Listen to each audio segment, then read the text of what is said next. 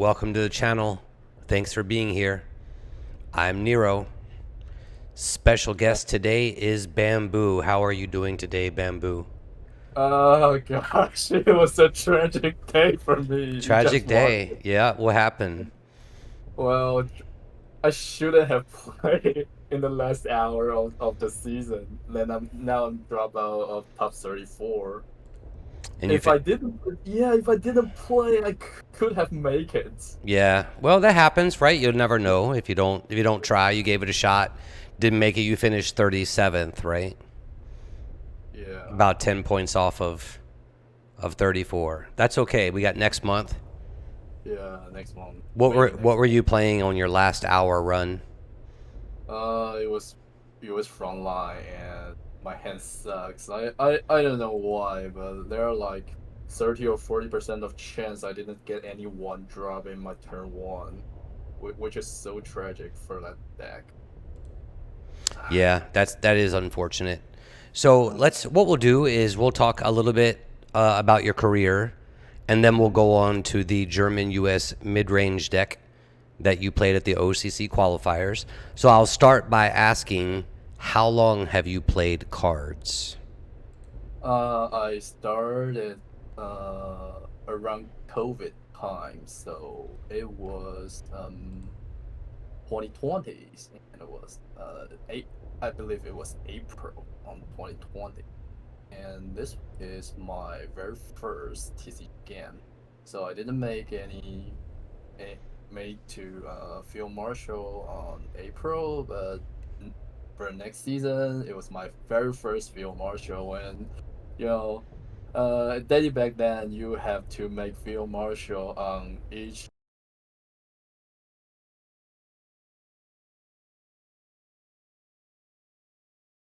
on their British decks. Yeah, that is so. Let me to make sure I understand that correctly. To be field marshal, you had to do it with every nation.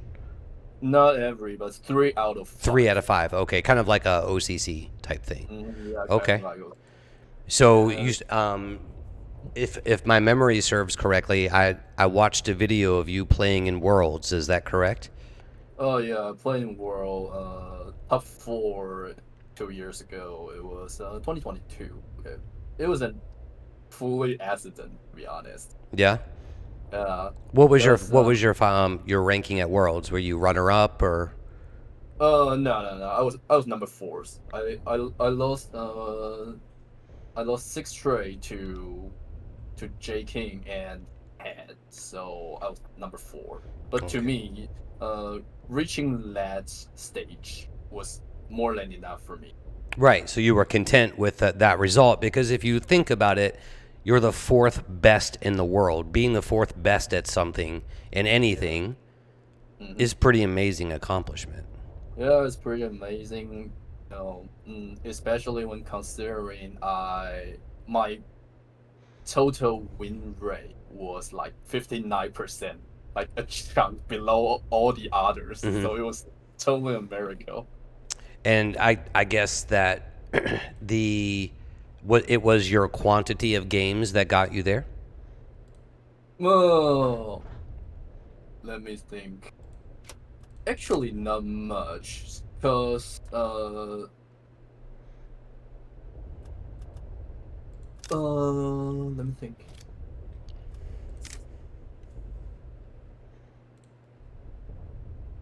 Like for every competition or every tournament I play, if I saw the data report, I was always the player who played fewest in there.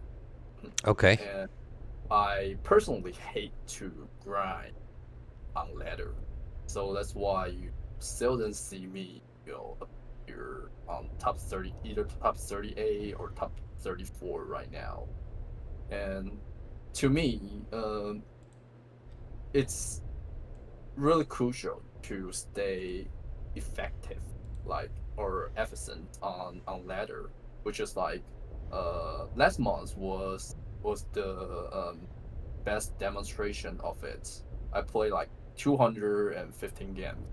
Like half or 1/3 to compared to other players, and with really high win rates. I made it to check. What was it? Top. I was ranked number 28. Yeah, not too high, but enough to get me into the OCC qualifier scramble. And to me, that kind of result, if it happens every season, that is a winning season to me. For sure. Already. Hmm. So it's typical for you to play less than average compared to other players. Is that correct? Maybe even like 30% or 40% less than others Right. is normal to me. How many hours a week do you think you play on ladder in ranked? If it's on ladder, it will be less than 30 or 40 minutes per day. Okay. So So about 4 to 5 hours a week at best, yeah, and at you're best. you're able to make it into OCC qualifiers just by playing 4 to 5 hours, but your win rate is very high, so it cuts down on the amount of time that you have to spend. Yep, That's exactly. amazing. And when you're going to, I mean, that win rate is like a little bit fluke, because if you wanna climb a little bit higher, the player you are going to face are those extremely high win rate guys, and a lot of you might face J King, Noan, or Leo in 3 in a row. Then uh I mean, winning against them is meaningful, but has nothing to do with your win rate accumulation. Hmm. What this Yeah. this past month, were you Mhm. playing frontline all month, or do you mix your decks up throughout the month? I actually mix my decks up because uh normally I'm lazy. I'm an extremely lazy player. If I don't play, I just don't play. It's like, okay, 300, 1,000 or something. If I don't play, this is my rank. Hmm. But last month, had Let had he invited me to play in a tournament and group tournament happening in China, and I have to team with him and some Hong Kong players. So I was like, no, I'm not going to be the Shen of the team. So okay, let me try to figure out what kind of deck should I bring. And so it was a special tournament that's one deck per player. Win stay, lost you get out, and when all your teammates are out, your team lost the competition. So I only have to prepare for one deck, but uh, it took me a long while to figure out what deck should I bring. Because simply bring something like Jaguar or Frontline is probably not the best choice during competition. Because I mean, everyone no, is prepared for it. yeah, everyone's prepared for it, and you can't make too much edge against average players if you're playing in Miro games. Like, yeah, if it's Jaguar Miro, the one who goes second will have like 80% of win rate no matter what. And if it's frontline Mirror, it'll be the one who goes first has 80% win rate. So I don't want to do the coin flip thing. Then I I took the Germany Finland Heinz deck to the competition, which was very effective. So in the With first, the German Finland Heinz deck, what were yeah. you being paired up against? Was it a mixture of everything? It just had general overall good results, or were you facing that a particular deck archetype? Mm, it's more of strongly against rep. Okay. So yeah, last season, especially the first half of season on ladder, there was tons of pre rep, even until now, I believe.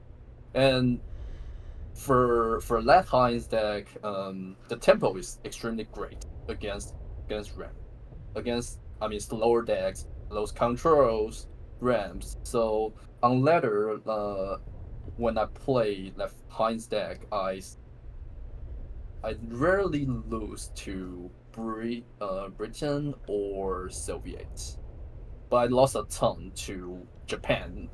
Something really aggro, which will be faster than me, or US frontline, or let's see, or Germany control, which is the deck I bring to OCC. But that deck was pretty rare on Hmm. ladder, to be honest. And the second half of season, I started to pick up the Germany US Midrange, which we're going to talk about later, Hmm. or Germany Japan Midrange, which is really similar to that deck. Yes, it is very similar. Well, since we're on to the deck, let's go over to that. I have the Cool. exact list, no changes. Mm-hmm. I do have a question about if you would take this to ladder or not, but we'll keep that towards the end. Mm-hmm. So let's look at it. Let's start with this question. You have this Germany US list, mid range list that you brought to OCC qualifiers. Why did you bring this particular deck of the three? Yeah, so ladder and competition are different, and tournaments which have ban or without ban are totally different world. We can agree on this. Mm-hmm. So uh for the OCC qualifier, you don't know who you're going to face this turn, next turn, every single turn. So you can't try to predict them. You can uh only predict like uh what the majority of decks will look like. And since there are 32 players, many of them will are not that uh tournament oriented, so they'll bring those popular decks which we keep seeing over and over again in the past few years. And it, and those decks are like part of meta. So I truly believe there will be tons of US frontline, and there will be tons of pre ramp. And I was right. Let me check the number. Let me check the data right here. So in the OCC qualifier, there are like 18 total US German frontline decks, and there were 32 players. This It, is like 70%. right. Mm, So yeah. my guess going into, if I were in your position going into OCC qualifiers, I Mm-hmm. would be thinking I am most likely to see Brit Ramp and US Frontline, and then whatever the third choice is, and likely it's going to be what the deck that beats Frontline, right? Yep. So Yep. is that the reason that you brought this specific list? Uh, yes, kind of, cause I personally don't like to play ramp deck, and I think ramp deck is particularly against those control deck. So I'm trying to avoid control deck. And to me, US frontline when uh under this meta can kill Bree ramp pretty easily. uh so does the enhanced Jaguar. I mean, I try to change a little bit for my US frontline list and my Jaguar lineup. So those are set to play against like slower deck, which was pretty effective. So during the qualifier, my German US win rate was 80% or something, and every was against your strong line. Because when people don't know what you're going to play first, like they'll probably go with their default setting, go Sure. with line, Yep. and that was also true for me, for sure. I was like, if I don't know who else, who should I play, and my opponent's decks look so mixed, I'll always go with your strong line. Mm-hmm. So to play German US, which can sneak pass through US front line, I always play it at first game. I mean, during the qualifiers, and it was pretty good. The only game I lost to Tang Tang, and I don't think it's shameful to say so. No, losing to Tang Tang is Yeah, certainly acceptable. yeah, He's certainly. an amazing player. Yeah, but I never lost to him during tournament. I was 2-0 against him. Yeah. Well, let's look at the deck. We'll go card by card, and you can take as much time with each card as you want. Mm-hmm. Yeah. So we have 164th Mm-hmm. Infantry. Are you using this more as an offensive or defensive card? Mostly defensive. Mm-hmm. This is not an aggro deck. This is a deck. You need to go ramp first. So what for 164? I'll probably mulligan them. I'll discard them. So nowadays, after some trading, you'll often see a lot of one defense units on the front line for your opponent.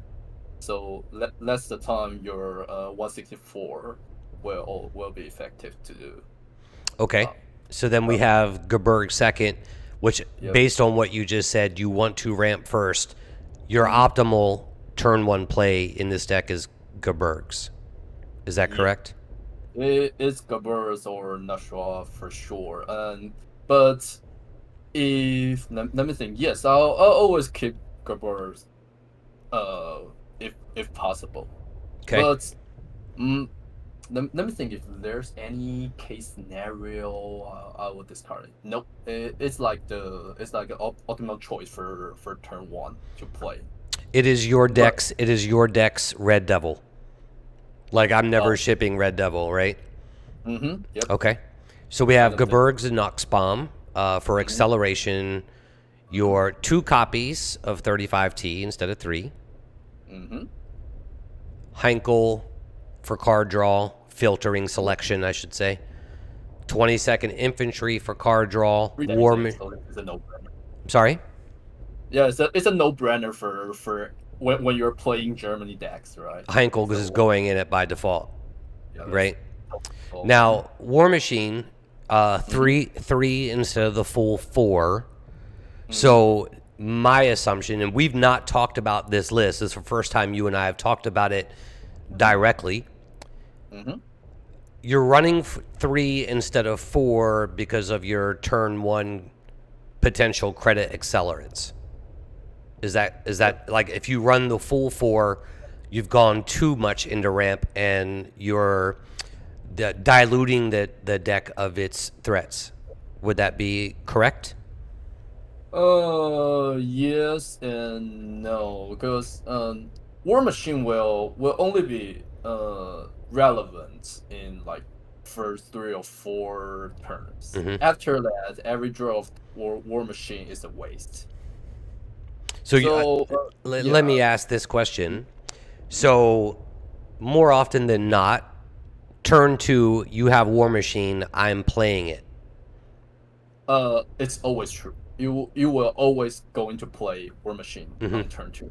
Mm-hmm. I've seen some people try to go late with the ramp, which I've always looked at as inaccurate. Like, Mm-hmm. the deck is going to have a overall strategy. It's got a pre-game strategy going in, and the Mm-hmm. strategy to me looks like, I want to accelerate, because if we look at the curve, I want to accelerate on the first 2 turns, because where the real action is on 4. Yeah. Right? Exactly. Well, I just checked my deck list. I bring 4 War Machine. You brought 4? Okay. Yeah, I will go 4. All right. So we'll have 4 here. I'm pretty sure I copied the deck code, but that's okay. We'll continue on. We have 4 War Machines. To me, when I've played the deck, autocannon is an MVP. If you get an active autocannon that's not under pressure, it's going to town on the opponent. Yeah, it's true for nearly every Germany deck. If you can, conquer the front line, keeps pushing, keeps giving I'm going to load pressure. this one. I've got 2 copies of your deck. This I've got this one labeled bamboozled. So we have everything in the up to War Machine this is the exact deck. So we have 4 more War Machine, not 3. Yeah, you have the MEBF. Why this choice? Oh, MEBF is actually I would say, underrated card. I don't know, but in China, in Chinese community, this one is so popular because even it's conditional. Even you pincer it to like 164, let's say, and 164 die right away, right? But you'll get 1 credit back and draw 1 back. So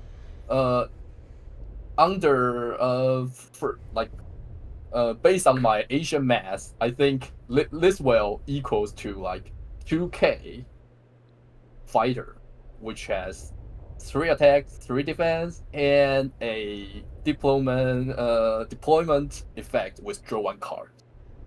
That's a really interesting way of looking at it, because of the gain of a credit. You're discounting. The end result is it's a 2/2 fighter that draws a card. Yeah, it's a 2K 3/3 fighter which draws a card. Nice. This is extremely strong. So now we have NEBELWERFER. My take on that, you don't see that run very often. But why do I feel that the target here frequently is a 22nd infantry? You're absolutely Is that what right. it is? Yeah. As soon as I saw it, I'm like, I think he's cutting that off right away. Like, I'm not going to see that, which is going to be great in your frontline matches. It's going to be great in the German-Japan or Japan-German mid-range.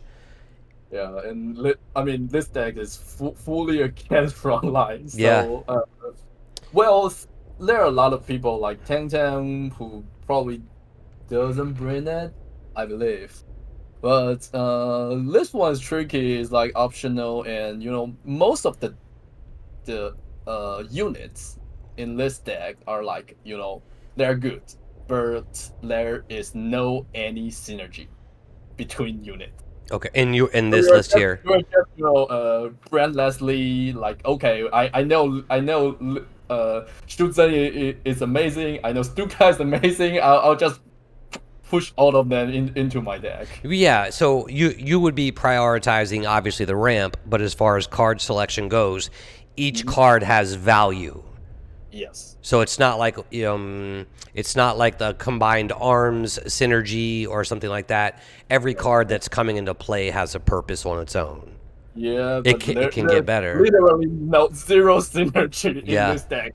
I personally don't like this deck, but it's efficient, so I choose to bring it to OCC. 101 infantry. What's your favorite target? It's always the artists. Like, Yeah. Yep. Either one of them. AUTOKANONE or NEBELWERFER. Doesn't matter. If it's an artillery, you're looking to pincer up. Yep. So normally I'll pin through those, or when I'm playing like German Japan version of it, it comes with burst of fire. Hmm. It can be pincer on on your fighter, which is going to attack this turn. And so that's part of the reason I bring two Noble Warfare, because it'll triple the chance I have something to play with my 101 infantry. Hmm. Now And your M1 OA1, obviously, mm, I'm thinking you're targeting Glamour Boys. That's in the meta. But what are some other targets for M1 OA1? uh, If you're playing frontline in M1, what is your favorite target? What are you trying to turn uh, off? NACHSCHUB or the like the what's the name of the British one? The one which give you a discount to your order. Crusader. Oh, the 98th Pioneer. Yeah, Yeah, 19 yeah. Pioneer Hmm. or NACHSCHUB. These are my favorite targets. Okay. And let me think what if there's any other. No, normally is against those. Like with something with really dangerous effect when they're alive. Something with repeated value. That's turn So after turn generating value. that's it. All right. Fifth Rangers. That looks like. How many of the best four drops can I shove into here? Right. That's what it Yep. looks like. Right. So we Yeah, have Fifth exactly. Rangers, which everyone knows about. Mhm. 20 Panzer, phenomenal card. That's 20 amazing. 20 I Panzer would is say amazing. it requires a nerf for sure. Yeah, it's exceptional. Mhm. Like the German Sherman, as it's called, we all know that. I think Mhm. it's probably better because it's more of it's a tutoring effect, not a random effect. Like I Yep. can set that up. I know what I'm getting with those two Mhm. cards. Not, oh, I drew two 164, so I really don't need that right now. That kind of Mhm. thing. And Uh, it's so flexible. I mean, you can place 35T next turn. You can play your combined arms next turn, or it won't hurt. mhm. Or It's target a really different tank that you have on the board. It's amazing. Stuka, you don't see that run very often. What is the uh, choice that you for this? uh, it's like the perfect timing should be like, and when it's like 6K or 7K and the board is in a mess, and you have some of your units on your support line, and normally Stuka doesn't have to attack itself.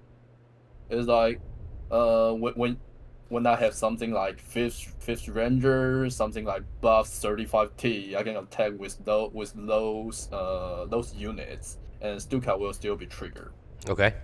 Mm, If I can, discard one or two of opponent's card with 4K and leave a most soft um must be killed unit on the battlefield. Mm-hmm.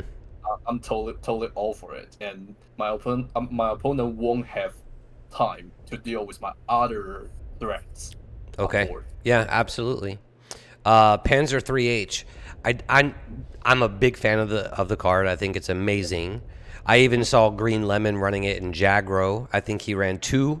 He was doing the same thing with Jagro, like he was going with the chunkier version, and it's double Schützen, double Winter Regiment, Panzer III-H, 20 Panzer, like just stuffing the four drop slot.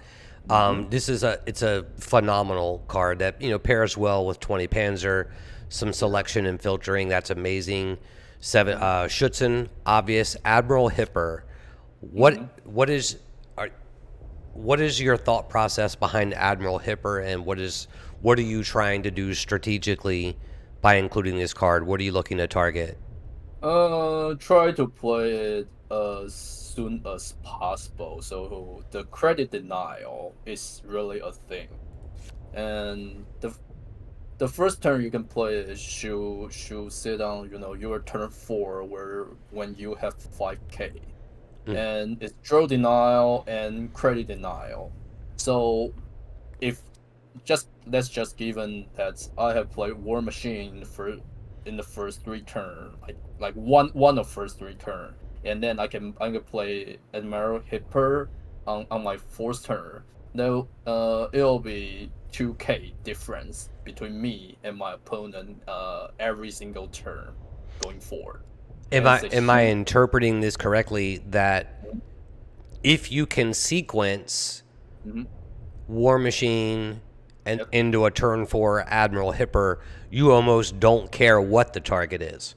I really don't care. You're looking at it as this is a tempo disruption card, and I'm playing it now. I'm not trying to target something that's been buffed that I have to deal with. Don't care. It's my tempo play. Nope. Unless the board looks a little bit different, but normally it isn't. And in Germany, Japan version, it's even more important to play it because there are three credit denials that you can play, like 2,000 plans and then another hipper. And when you play those three in a row, you barely lose because you'll have like 9 credit slots when your opponent only have 3 or 4. Yeah, exactly. JAGDBOMBER, that's obviously auto include at 5. KOMET at 6 for sure. Double Focke-Wulf 190. Yeah. 190. Anything you want to say about the 190? Actually, this deck is pretty tricky. That all of your fighters are meant to attack, are meant to target opponents' HQ. So they are actually the main damage dealer, like, and the game winner for you to do so. Okay. Right? Don't try to do any trade with them. Normally, it's like you can attack with FW 190 to clear out some others, like let's say some infantry on the front line or something, but it'll be even more threat if you just attack their HQ while your opponent doesn't have enough credit to deal with it. Okay. Which makes perfect sense. Yeah, and after simply math 4 attacks, their HQ is gone. So during the all the tournaments, there are already a lot of gameplays we've seen about this deck.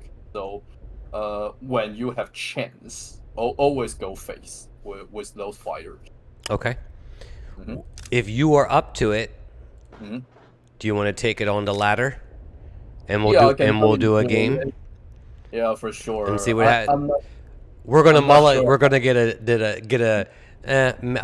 a decent starting 4, and we'll mulligan into all 4 drops. That's what's gonna happen. For sure, huh? And I'll blame you because I'll be like, well, if it was, because we have to do that, right? But we'll give it a shot. And win or lose is irrelevant. We're just gonna play it, and whatever happens, happens. All right. Sure. Let's take it. And let's do it like this. Let me see if I can take your wisdom and expertise. I'll give you the line. I'm not sure how much delay there is between me and you, but I'll give you my line, and then every turn you'll correct it. Right? Yeah. Just discard all of them. I'll discard all. Oh no, probably I'll pass. I'll pass on turn 1. This is not the best hand.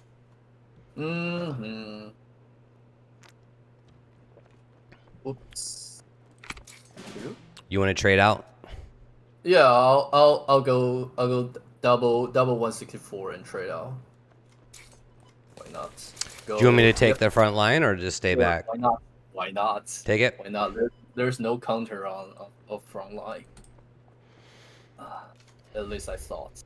Nah.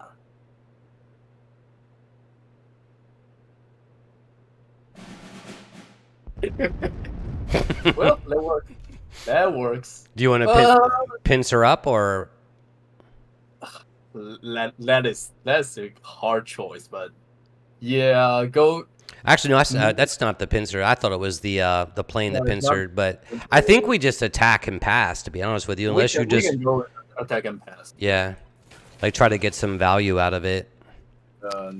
Tempo is not on our side. It I is don't know not. why. Feels like the past 2 hours gameplay. Oh. Oops. 1, 2. I'll probably just draw if nothing happens. Yep. Draw. Yeah. Maybe the FW190 or 101. I'm struggling between. So maybe 101. I'll go with 101. Yep. And anyway, your opponent cannot play Sherman this turn. Mm-hmm. That's weird. So we take 101 onto the tank. Yeah. Actually, let's go Schützen on the Ranger. Over. Yeah. Always. He's already showed two of his 164, Mm-hmm. and that is his only chance to get. Let me check. Oh wow. Okay. 3, 4. 3, 4, 5. Well, let's see. If we pincer up at 3 onto the tank. No, we'll pincer up onto. Actually, Yeah, we can pincer the tank. I'll just go with RT and clear the front line. What do you want me to RD? Well, doesn't matter. Take the 35T. Yeah. Doesn't matter. Both are 3 attack. So yep, killed it. Schutzen killed it, and go to front line. Feel really bad that we cannot play the war machine right now. Ooh, nice play. Artillery.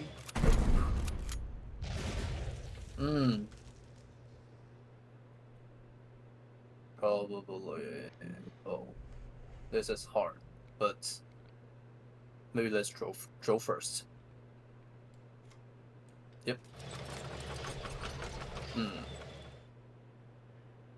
Interesting. I'll probably go with the fighter. With the fighter. That was the fighter. Because we could 164. Then? Let me think. I had a line and then I lost it. Yeah. We'll go with the fighter. I'll probably go with fighter and play the one drop first. For sure, before you attack. So attack. And I'll probably go with Ram. Yeah. And next turn, your opponent. This is not the best gameplay, but well, not the best hand either. Oh no. Why? Oh. Okay. Double pincer? Probably going to double pincer. Yeah, double pincer and attack was the other. 3. Yep. Go ahead.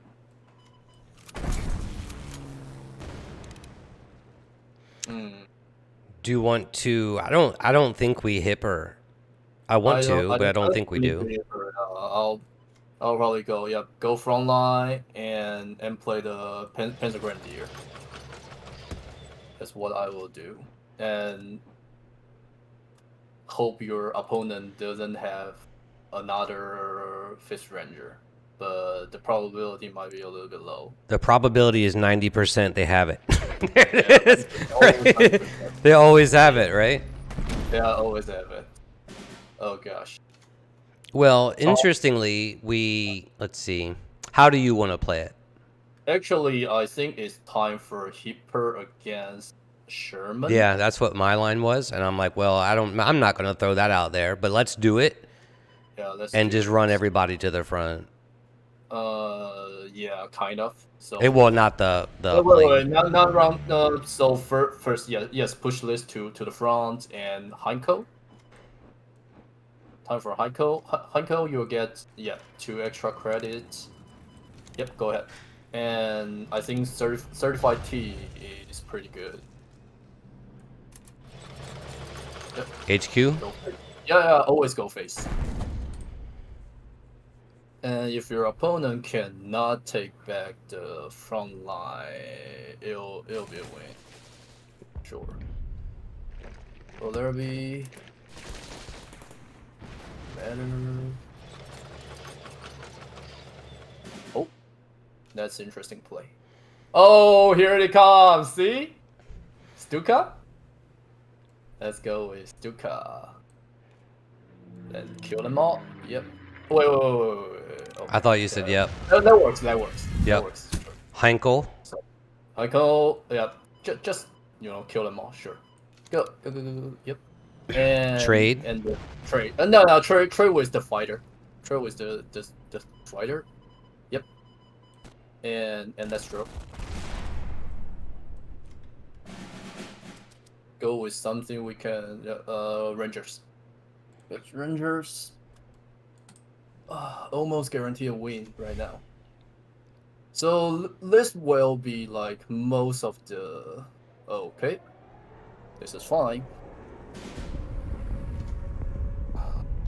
Go first. Yep. Boy of War. Who? Ranger or SCHÜTZEN both will work. I'll probably go with Ranger. Yep. We going as 8-8? 8-8. Yep. Or do you want to go 2-4s? No. Go with 8-8. Yeah, that was my line. And he face. Cause there's a SCHÜTZEN is immediate loss. And just pray. There we go. I mean, Well played. This is like 80% of the time you're facing US front line. So every single turn it looks like you're going to lose, but eventually you'll win it. Normally. Just out of out value. Yeah, just outvaluing. You can but actually we didn't outvalue our opponent, right? So it was more of a luck, and the opponent would just ran out of resources. Absolutely. That I think the Admiral Hipper was key in that particular game, sending the Sherman back and just them not being able to retake the front line. Well, I'm glad we got the win. That was certainly enjoyable. It's always funny when you're playing with somebody because you're like, okay, let's do this every time, and it never fails. They'll be like, okay, do this. Okay, wait. It's like, right. A lot, It's so much fun. But Bamboo, you were an absolute pleasure. I really appreciate you taking the time. Yeah, it was a pleasure. And I hope we'll do it again sometime soon. Yep. Take care, sir.